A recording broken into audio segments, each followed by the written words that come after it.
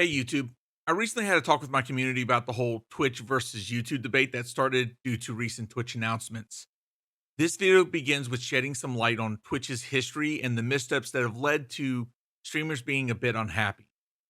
If you find the video informative, consider giving it a like, and I hope to have the next part up soon. In the meantime, have a great day, y'all. I got reached out to by a couple of people, like direct messages, asking about, hey, why are you moving to YouTube? What's your decision process in this? Most of it was like quick answers, but I got into a long voice call conversation with another content creator last night, and it ended up like a good like hour long conversation. And it made me realize that there's a whole lot of content creators out there. And I don't know who's going to see this, but I do know this is going to go up on YouTube. There's not a whole lot of content creators that really do understand the difference between Twitch and YouTube. I kind of want to explain all this, but also where the hell, why are we at this point where it has to be explained? So needless to say, there's a lot has to be looked into about why people are considering, moving from Twitch going to YouTube.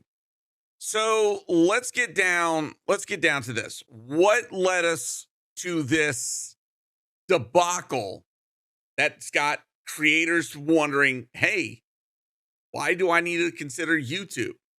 So I rabbit holed since last night, even a little bit right before freaking stream. So buckle in, chat. First off, let's start with a little history of good old Twitch. What if I told you that this has been years in the making? Seriously, Twitch has a bit of a history. So first off, to understand, compared to YouTube, Twitch is the younger. Twitch is living the hero who lives long enough to become the villain arc. You're not wrong. Twitch started back in 2013 as an offshoot of Justin TV. And it decided, hey, we're going to focus on video games. And that's what originally it did. So think of it like this. Twitch is the MTV of my day when it first started, if that makes sense. Basically, it was all about the music. But then as it got older, it started shifting priorities. We'll get more into it. All right. So the common consensus around a lot of creators is that around 2019 is when things started getting spicy. All right. What do I mean by spicy? Summer of 2019, we saw the first major shakeup with Twitch. Ninja, Shroud, and King Gathalion leave Twitch for Mixer. Now, these two of them were major content creators. King Gathalion, I would rate him like just above mid, close to large. He was right there in the mix, but still a prominent face on Twitch. They all left for Mixer. Now, for those that don't know, Mixer was a platform, originally Beam, bought out by Microsoft to be a competitor to Twitch.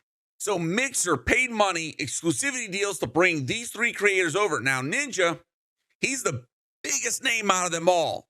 Grabbed them on 2-year contracts. Keep that in mind, 2 years. Next major event in 2019, TwitchCon. Ad revenue for all. Now, ads at this point had been on Twitch for a bit, but it really hadn't been as dominant as it is now. But that was the big one. That was the kind of like straw that broke the camel's back, because now it was forcing ads on everyone. And this upset a lot of people. Now, around the same time, they also removed ads off the Prime subs. So long story short, as long as you had Prime Gaming, basically Amazon Prime, you got ad-free experience on Twitch. They removed it. So now everyone felt that they got a shit end of the deal. Because now it was, if you want an ad-free experience, Twitch Turbo. Or sub to your favorite channel. But unfortunately, didn't end there. Now we get into 2020. Well, 2020 was it was a shit show. First and foremost, we all know the major event in 2020, the Panini. It happened. Because of that, a lot with the lockdown and everything going on, We saw the viewer and streamer explosion across the board.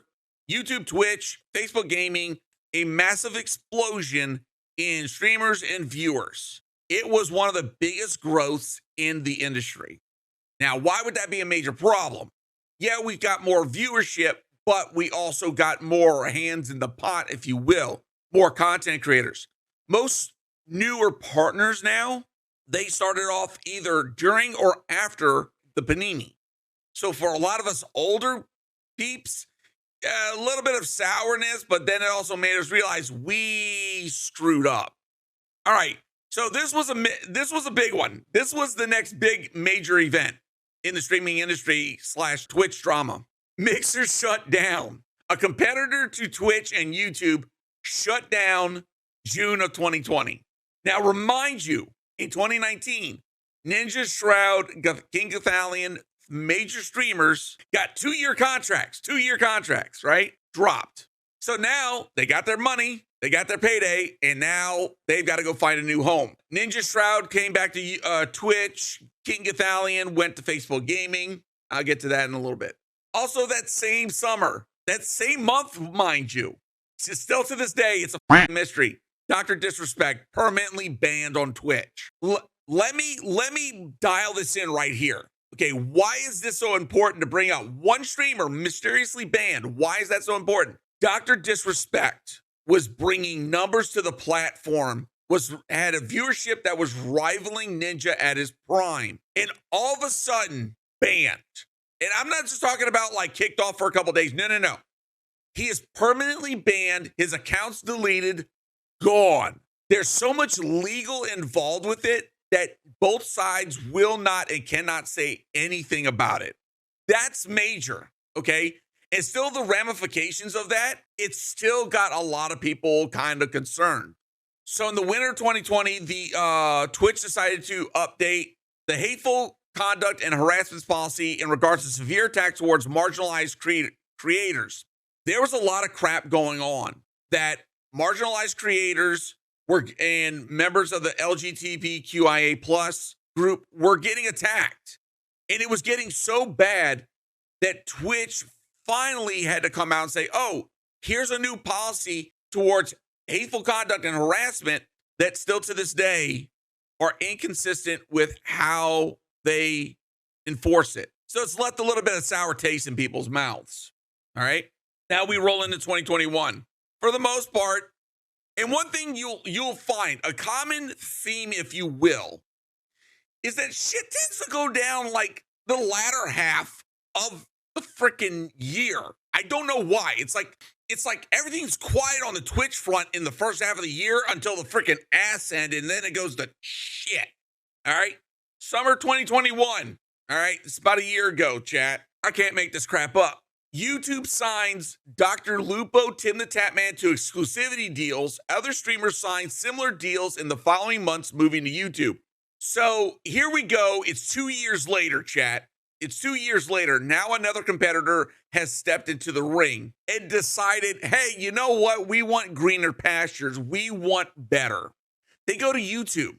Now, to give a little context, YouTube had been trying to push YouTube gaming, the live streaming thing for a bit now, but they really couldn't get it off the ground, and they ended up merging it back within the default application on most Android phones, and you can still kind of find the live streaming stuff. It is a little tedious to find, but if you're following the creators that you want to follow for their live streaming content as well as other stuff, you'll see their live streams pop up. Trust me. Anyways, this was major. Okay, Lupo and Tim the Tatman, these were like synonymous with Twitch. You couldn't have one without the other, and here they were, gone. From all things said, the one constant theme said was they did it to spend less time streaming. Another thing to keep into the back of your mind. The other major event, summer 2021, like I said, summer and fall is like when shit goes downhill. Don't know why. Hate raid begins. Yeah, this was when shit went downhill. Hate raids became rampant on Twitch. First, it started off attacking BIPOC members. Then it started attacking Latino, Asian, members, and then it went as far as to even attack veterans. It literally took months for Twitch to recognize the problem and then offered very little help in the form of any type of security measures to try and prevent it. In the meantime, we had people out here doing the universe's work, if you will. We had people like Siri Codes, Commander Root. These were content creators, sitting here making bots, making programs that would be able to sit there and freaking help you with your stream, protect you from bots, but they could only do so much. It eventually got to the point where people had to create a hate raid button on their stream decks in order to, the moment it happened, you pressed it, it was like the oh shit emergency button, break glass if needed. It's pretty sad. And then just when you think shit couldn't get worse, in October of that year, 2021, Twitch got hacked. For those that don't remember, last year, Twitch got hacked. Source code, internal security tools, payouts for major creators, information spilled all over the interweb. Like, we were knowing how much freaking people like Tim the Tatman before he left, XQC, Pokimane, a lot of major creators, we knew what they made, and it just blew our collective minds. Thankfully, no bank or individual information was leaked, as far as we still know to this day. Now we're down to 2022. All this leading up to 2022.